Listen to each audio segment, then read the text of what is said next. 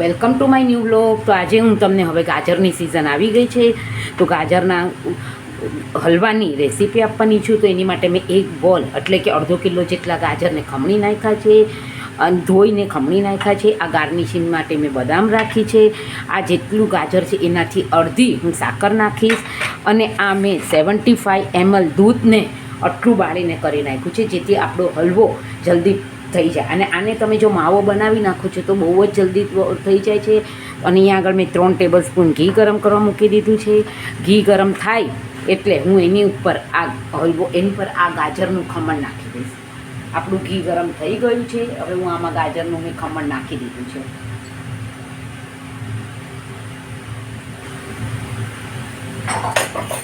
એને આપણે જરાક વાર માટે સાતરવા દઈશું.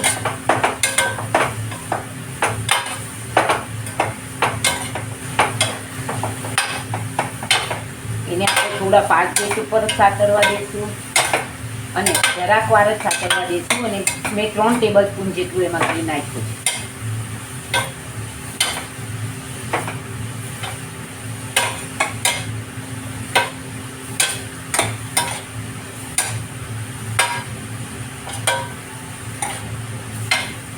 તમે જોઈ શકો છો આ સરસ સતરાઈ ગયું છે.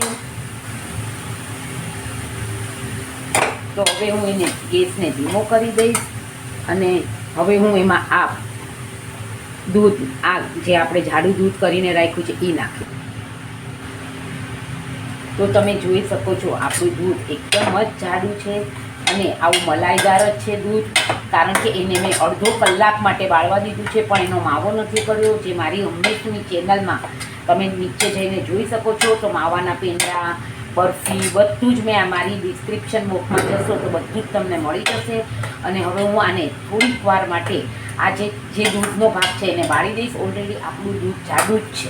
અને પછી હું એને ખાંડ નાખી દઈશ. અને મેં આ વાસણને પણ ઘીથી ગ્રીસ કરી દીધું છે. અને મેં આ મોડું દૂધ ઓલું કર્યું છે અને પા વાટકી જેટલું કન્ડેન્સ મિલ્ક નાખ્યું છે. અને આમાં આ દૂધ બળે પછી આપણે ખાંડ નાખશું તો આપણો હલવો તરત જ તૈયાર થઈ જશે. અને આને કરતાં 15 થી 20 મિનિટ લાગે છે. આ અડધો કિલો મેં ગાજર લીધા છે.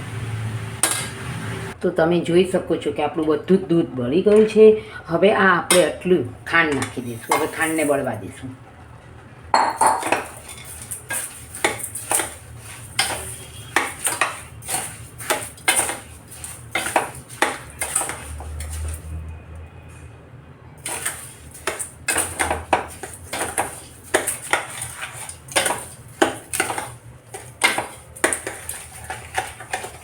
હવે ખાંડને સાવ ધીમા તાપે આપણે બળવા દઈશું. તો તમે જોઈ શકો છો કે મેં આને એક સરખો હવે મેં ફાસ્ટ ગેસ કર્યો છે. ધીમા ગેસે ખાંડને બળવા દીધી છે.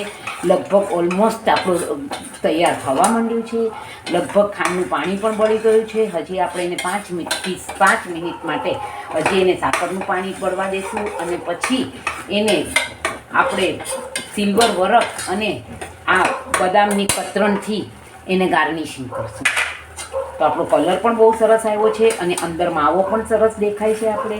એટલે આ માવાથી ભરેલ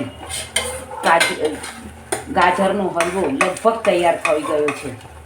અને આને બનતા ટોટલ 45 થી 50 મિનિટ થાય છે. એટલે 1 કલાક જેવો સમય જોઈએ છે આને બનવા માટે.